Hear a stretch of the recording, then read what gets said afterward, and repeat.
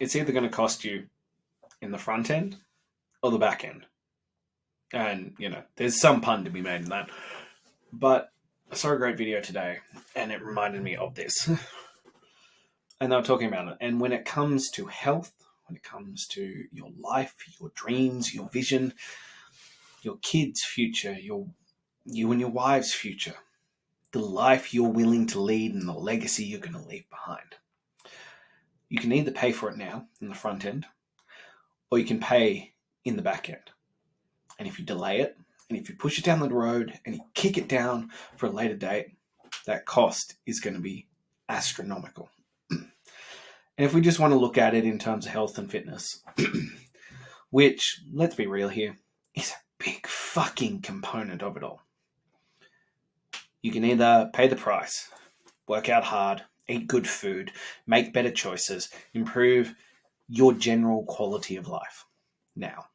And yeah, you'll have to give up some of those things, and we've spoken about that before. Is that really a sacrifice? Is really giving up alcohol and drugs and junk food and shit that doesn't actually serve you to be the best version of yourself truly a sacrifice? If you don't know what I'm talking about, go back and listen to Fuck Your Paradigm. That will cover that pretty well. And, you can give up those things, or you can keep kicking it down the road. You can keep drinking with the boys. You can keep eating the shit food that, let's be real here, doesn't bring that much enjoyment. And what enjoyment it does bring passes pretty fucking quickly. And you can keep doing that, and you can end up with diabetes, being obese, having a heart attack. Any one of those obesity-related diseases, or even just health-related diseases, because you couldn't make the sacrifice for something greater. And you will pay the price. And you know what else is worse? There's a good chance your children will pay the price too. I spoke about early on, and I copped a lot of backlash for it, that to be a great father, to truly be a great father, you have to be in amazing fucking shape. And that doesn't necessarily mean a six-pack, though that goes down well. It means being in great physical shape. At a drop of a hat, having the ability to do anything your kids ask of you. And that's only one component. And I copped some backlash about this. And they're like, you don't have to be fit to be a great dad. And I'm like, you can still be a really good dad without being fit. But you are leaving this stuff on the table. Is dying in your 50s being a great dad? Is leaving your kids early being a great dad? Is them worrying about your health being a great dad? Is you telling them that you can't play with them because you're physically incapable of it being a great dad? Is not being able to participate in their sports and things that they're going to do being a great dad? I don't think I need to say it. The answer is a fuck no.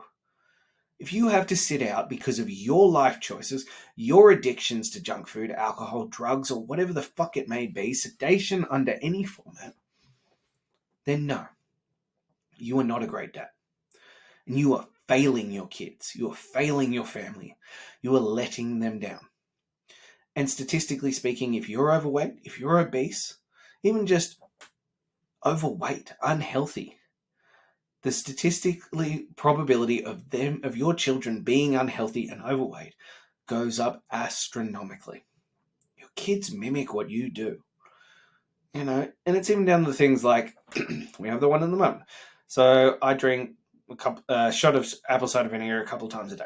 Helps with digestion, helps with lowering the insulin spike when you have carbs, helps all those kinds of things. It's not exactly a pleasant experience. My daughter now actively asks for it every single night. She's like, I want apple cider vinegar. Why?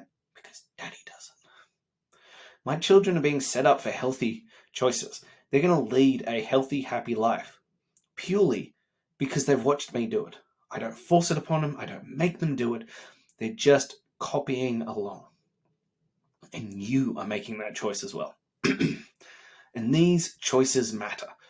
And they can have ramifications for the rest of your life, or the rest of their life, as a more accurate term. Now, the ones I like to think of, and I don't hold this against my parents were overall very good parents. But when you become a parent yourself, you start to question the choices that your parents made as you make better choices for your own children. So, from as early on as I can remember, I was taught how to watch TV. Granted, it was a hell of a lot less bad for you than it is these days with Netflix, with the free access to the internet, to the rapid changing images, to the dopamine causing the high contrast, all that kind of stuff. Just all of that shit. Please do not let your children watch TV. Holy fuck, is it bad for them? But that's beside the point. And, you know, I remember that. I used to have a little mantra back in the fucking days of VHSs that it was, I pressed the red button to turn on the TV, and then it was label out glass side up. And I knew how to watch TV. So when I would wake up early in the morning so my parents could continue to sleep, I would watch TV. Now, as my children often get up between 4:30 and 5 a.m., I fucking understand that as a life choice. On the flip side, I am still, to this day, 32 years on, addicted as fuck to TV. It is one of my biggest vices and one of the ones that I struggle the most with. And those choices you make in their early formative years fucking matter. You are forming personality traits. You are forming habits that will be ingrained for their entire life. What you do and what you embody in them matters. It matters so much. So you need to make sure that you personally, as the father, as the leading man in the house, show up as the best possible version of yourself. This is what matters. You, as the father, have one of the biggest roles because you will honestly determine so much of how your children view their life and how they show up in all areas of their life. So if you're not taking care of you, if you're not being the best version of yourself, if you're not showing them every single day what is possible and how to live a good quality life, what do you think they're going to take from them? And I know you want to be a great father.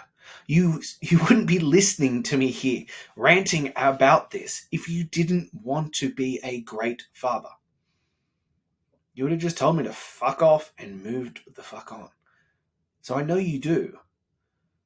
So the question is, how badly do you want to? Because it's not easy. Being a great parent isn't easy. These parents who are like, no, my children are going to fit into my life and they can just accept it around it. Look, I've been soft and gentle for too long, but that's not fucking parenting. That's you deciding that you wanted a mini-me and you still wanted to live your selfish life. There is a great portion of parenting that is sacrificing for your children.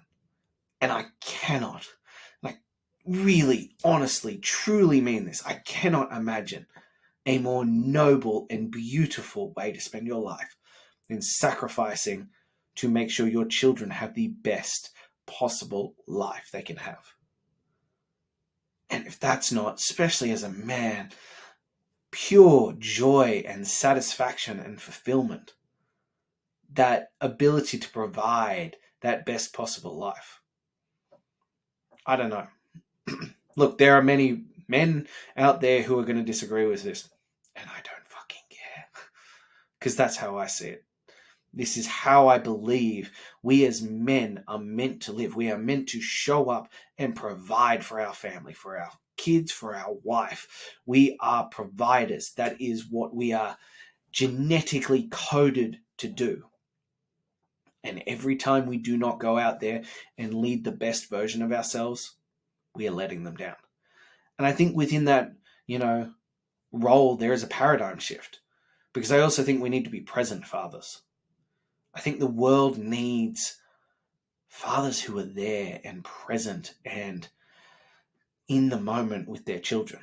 And that is a tough fucking balancing act when you go out there every day and you work your ass off and you provide and you create the best household for your family. And you've got to work your ass off for it. And then you've got to work out in the gym and you've got to lead by example. It is not an easy going, but it is the most fulfilling one.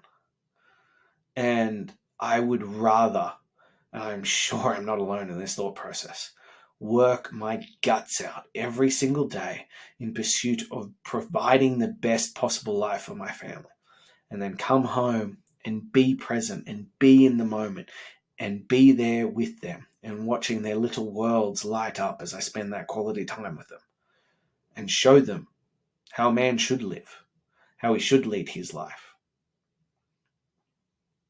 That's a fulfilling life. And even if nothing else ever comes from it, and all I ever do is love my kids, love my wife, and lead by example, and give them enough to live the life that they want. If that is all I ever achieve in this life, that is a life well lived. And that fills me.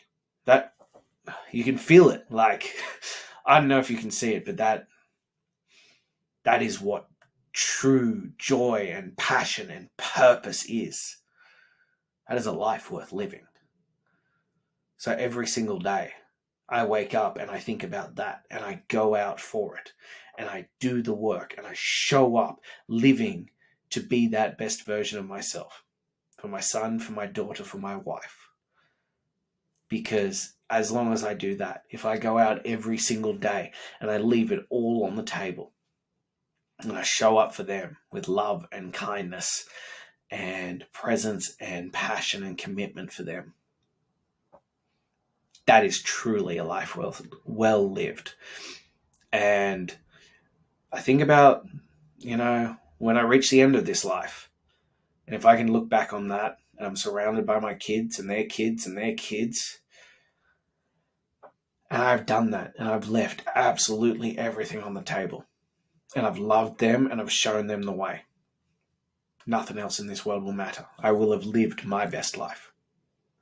And that's what I'm hoping to do with 126, is to inspire other great fathers who truly want to be great fathers to live that best life, to leave that legacy of a father who showed up, who led by example, who loved his family and left it all out there. That's a good life. So that's all I have for you. Until then.